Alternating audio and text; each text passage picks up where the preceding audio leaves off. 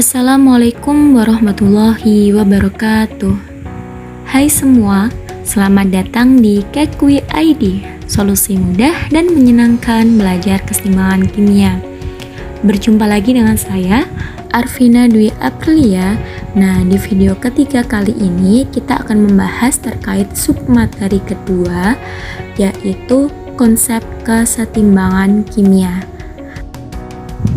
Kesetimbangan sendiri secara umum dapat dibedakan menjadi dua, yaitu kesetimbangan statis dan juga kesetimbangan dinamis. Nah, sekarang kita harus tahu nih, kesetimbangan kimia itu masuk kesetimbangan yang mana? Statiskah atau kesetimbangan dinamiskah? Untuk lebih jelasnya, silakan kalian amati dua peristiwa yang berada di PPT sebelah kanan. Di situ, peristiwa pertama merupakan peristiwa di mana kertas yang dibakar dan dia berubah menjadi abu. Sementara di gambar kedua itu merupakan peristiwa yang mana air sedang dipanaskan dengan panci tertutup. Sama-sama melibatkan reaksi kesetimbangan, ternyata kedua peristiwa tersebut memiliki jenis reaksi yang berbeda. Gambar manakah yang menunjukkan kesetimbangan statis dan kesetimbangan dinamis, dan di mana letak perbedaannya?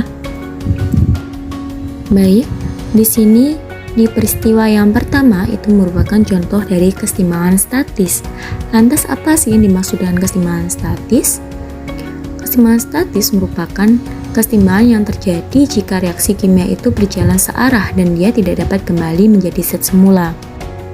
Mari kita bayangkan bersama, ketika kita membakar sebuah kertas dan dia berubah menjadi abu, apakah abu ini bisa kembali menjadi bentuk kertas di awal? Tentu tidak, bukan? Nah, di sini yang dia berhenti ke arah produknya saja, maka itulah yang disebut dengan kesetimbangan statis atau kesetimbangan yang bersifat diam. Sementara di peristiwa yang kedua itu merupakan contoh dari peristiwa kesetimbangan dinamis. Di sini kesetimbangan dinamis merupakan suatu kesetimbangan yang terjadi jika reaksi kimia tersebut berjalan dua arah, yang mana zat produk dia dapat kembali menjadi zat semula. Untuk lebih jelasnya, coba kita amati gambar selanjutnya. Kalau air dalam panci tersebut merupakan gambaran makroskopik, di gambar selanjutnya ini merupakan ilustrasi atau penggambaran mikroskopiknya. Nah, teman-teman, kalian lihat di situ ada dua gambar di mana terdapat molekul air dalam wadah yang tertutup. Bagaimana sih keadaan molekul-molekul air tersebut apabila dipanaskan, dan bagaimana pula hubungan kecepatan penguapan serta pengembunannya? Melalui gambar tersebut diketahui bahwasanya molekul-molekul air yang ada pada permukaan bergerak cukup cepat untuk lepas dari fase cairnya dan menguap, sebagaimana yang tergambar pada gambar yang sebelah kiri.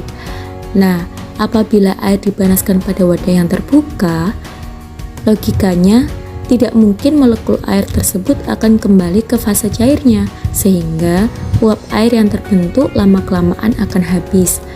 Namun, jika air tersebut dipanaskan pada wadah yang tertutup sebagaimana gambar, maka akan terlihat jelas perbedaannya.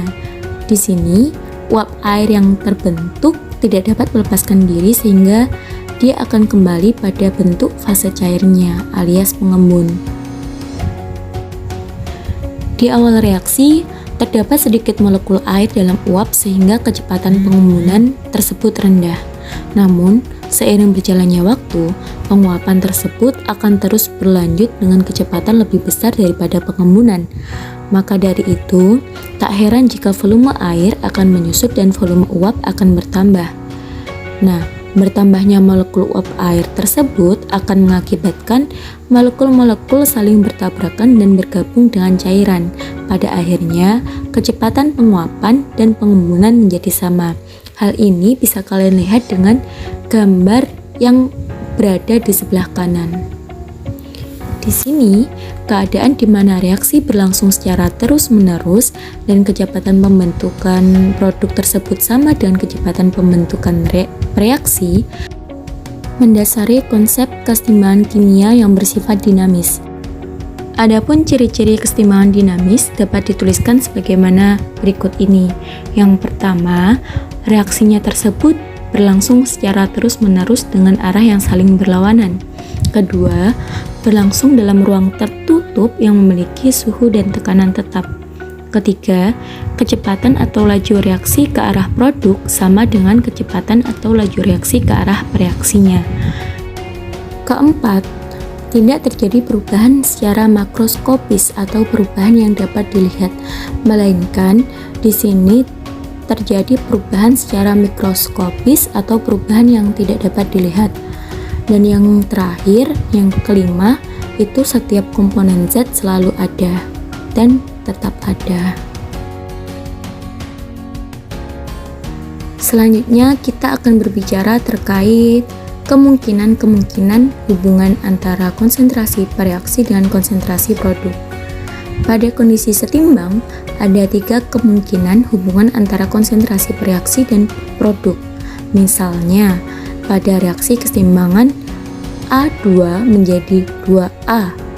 Nah, kalian lihat di situ ada kemungkinan yang pertama, kemungkinan yang kedua, dan kemungkinan yang ketiga.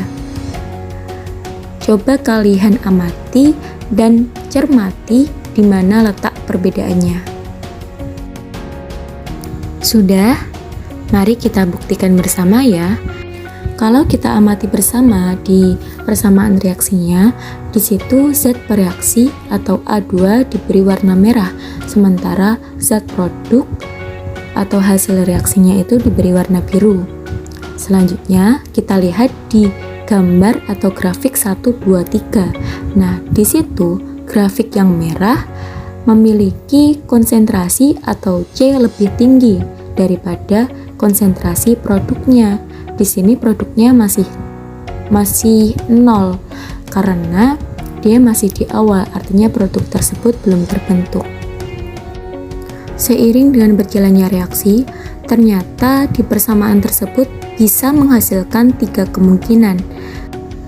Di kemungkinan yang pertama, grafik biru yang awalnya atau mula-mulanya masih berada di bawah, ternyata seiring berjalannya waktu dan kecepatan laju reaksi antara pembentukan produk sama pembentukan reaksinya itu sama atau sejajar, memberikan hasil bahwasanya konsentrasi produknya lebih tinggi daripada konsentrasi reaksi. Berbeda halnya dengan kemungkinan kedua. Di sini, pada saat grafik merah dan grafik birunya itu sejajar, atau reaksi bisa dikatakan dalam keadaan setimbang, ternyata konsentrasi produk, grafik berwarna biru, itu masih berada di bawah konsentrasi dari reaksinya atau grafik berwarna merah. Sementara di kemungkinan ketiga, di situ pada saat setimbang atau grafiknya sejajar, ternyata antara grafik merah sama grafik birunya itu berimpit. Di sini menandakan bahwasanya pada saat setimbang konsentrasi produk itu sama besar dengan konsentrasi reaksi. Jadi teman-teman, apabila dalam soal kalian menemukan grafik seperti hal tersebut, maka kalian harus bisa membaca ya, harus bisa membedakan mana konsentrasinya produk itu lebih tinggi atau lebih rendah, atau malah sejajar atau sama besar. Nah teman-teman, itu sedikit banyak terkait materi atau submateri konsep kesetimbangan kimia. Kalau kalian sudah paham, maka kita akan melanjutkan lagi ke video 4 di mana submaterinya berisikan jenis-jenis kesetimbangan kimia. Tetap menyimak sampai akhir ya.